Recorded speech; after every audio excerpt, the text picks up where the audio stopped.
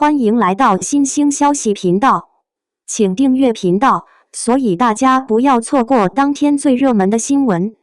我们今天的时事通讯包括以下内容：赵丽颖只顾自己撑伞，6岁儿子扔给保姆，这亲妈咋当的？7月30日，晴空万里，阳光洒在繁华都市的街道上，也洒在了赵丽颖和她6岁儿子想想的身上。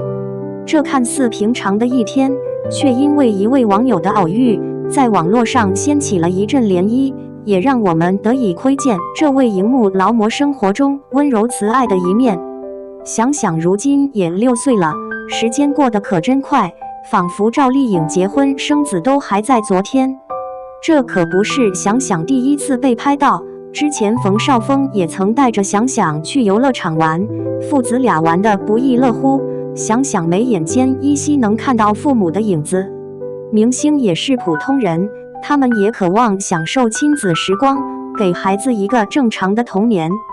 这次赵丽颖选择独自带着想想逛街，或许是想给孩子更多的陪伴，弥补工作带来的缺憾。在熙熙攘攘的商场里，赵丽颖独自撑伞走在前面，像一位普通的母亲，为儿子遮挡着阳光。想想则由保姆带着走在后面，这画面是不是让你想起自己小时候和妈妈逛街的情景？在经过一家玩具店时，想想的眼睛一下子被琳琅满目的玩具吸引住了，他挣脱保姆的手，一头扎进了玩具店。哪个孩子能抵挡住玩具的诱惑呢？想想也不例外。赵丽颖并没有阻止儿子，而是默默地跟在后面，看着他挑选玩具。想想拿起一个奥特曼，又放下；拿起一个变形金刚，又放下，似乎难以抉择。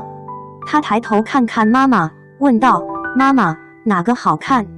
赵丽颖并没有直接告诉他哪个好看，而是温柔地问他：“想想最喜欢哪一个？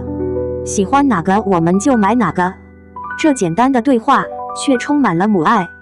赵丽颖尊重儿子的选择，让他自己做决定，这或许比直接给他买玩具更重要。想想最终选择了一个赛车玩具，脸上洋溢着满足的笑容。赵丽颖也露出了欣慰的笑容，看着儿子开心的样子，她觉得一切都值得。从玩具店出来后，3人又驱车前往展览馆。想想紧紧地抱着新买的玩具，爱不释手。这或许就是孩子最纯粹的快乐吧。到达展览馆后，赵丽颖的朋友也来了，两人边走边聊。赵丽颖脸上一直带着笑容，心情似乎很不错。工作再忙，也要抽出时间陪伴孩子，也要维系友情，这或许就是赵丽颖的生活哲学。想想跟在妈妈身后，手里紧紧地抱着新买的玩具，时不时地抬头看看妈妈和阿姨，眼神里充满了好奇。在如今这个快节奏的社会里，明星也面临着巨大的工作压力。赵丽颖作为娱乐圈的劳模，更是如此。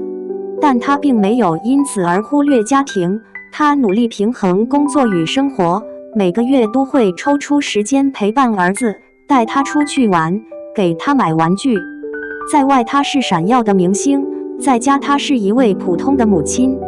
赵丽颖的举动引发了网友们的热议，有人赞扬她是一位好妈妈，有人感叹她工作家庭两不误，也有人羡慕想想有一个这么爱她的妈妈。是啊，在娱乐圈这个名利场，能保持一颗初心，实属不易。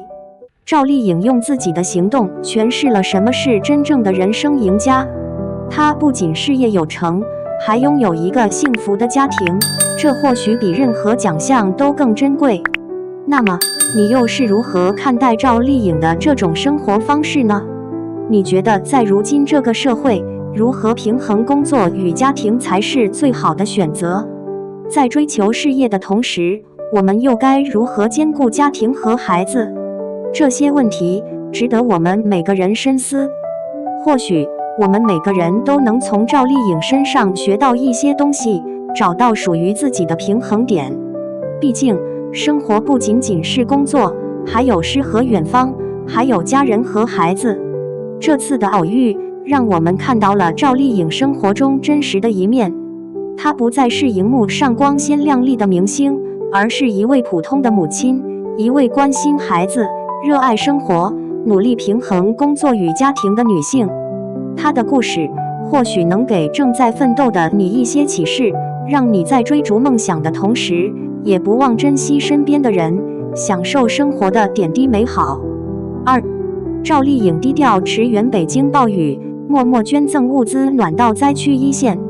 开门见山，前阵子北京那场雨真不是随便下那么简单，密云、房山差点成了水上乐园。朋友圈讨论的跟股市一样热闹，楼下快艇没见着，救援队倒是刷屏了。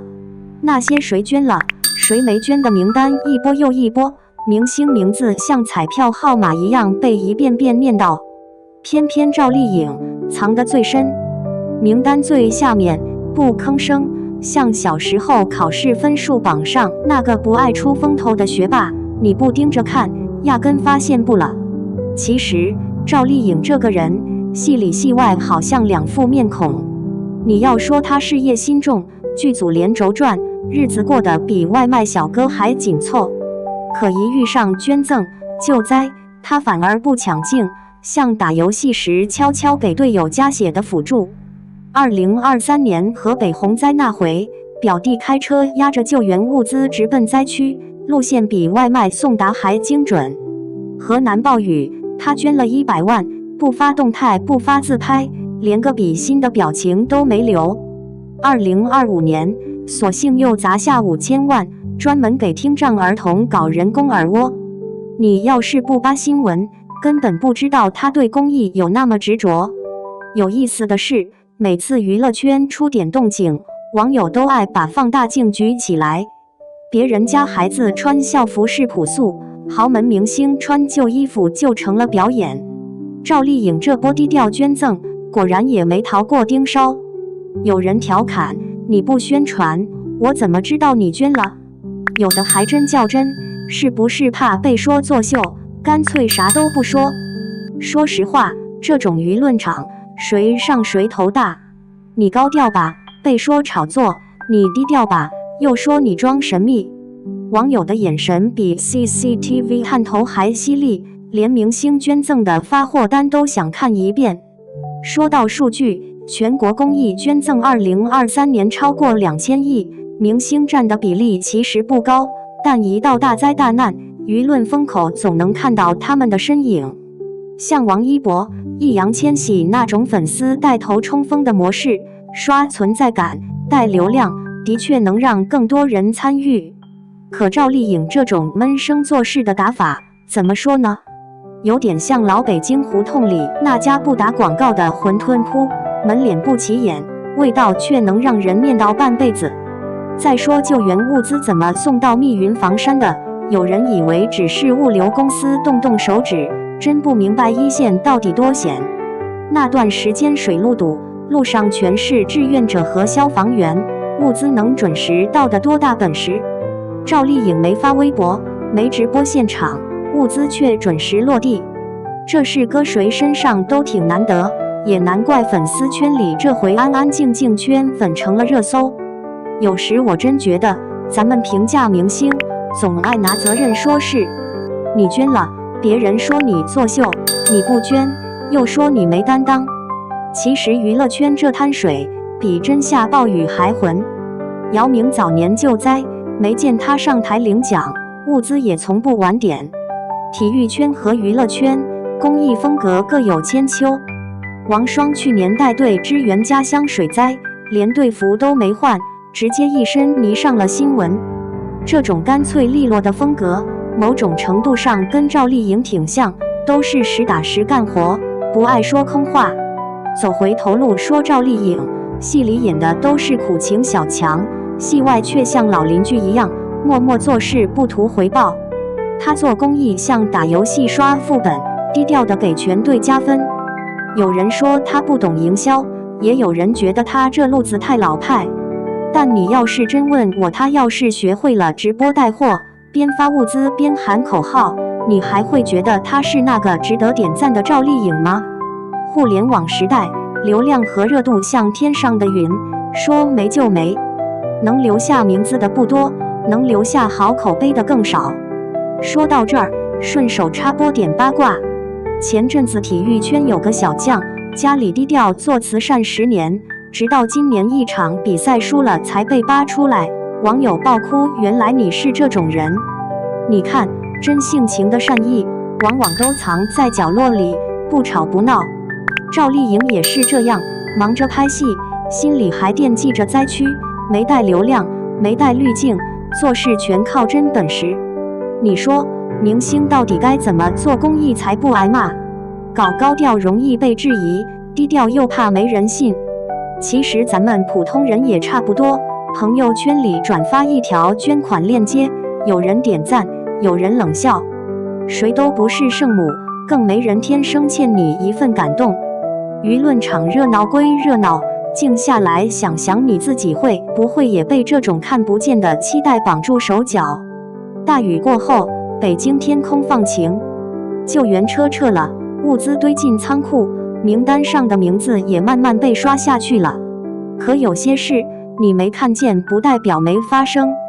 赵丽颖这样的人，做事不留痕，像胡同口的老槐树，年年岁岁都在那儿，却从不抢风头。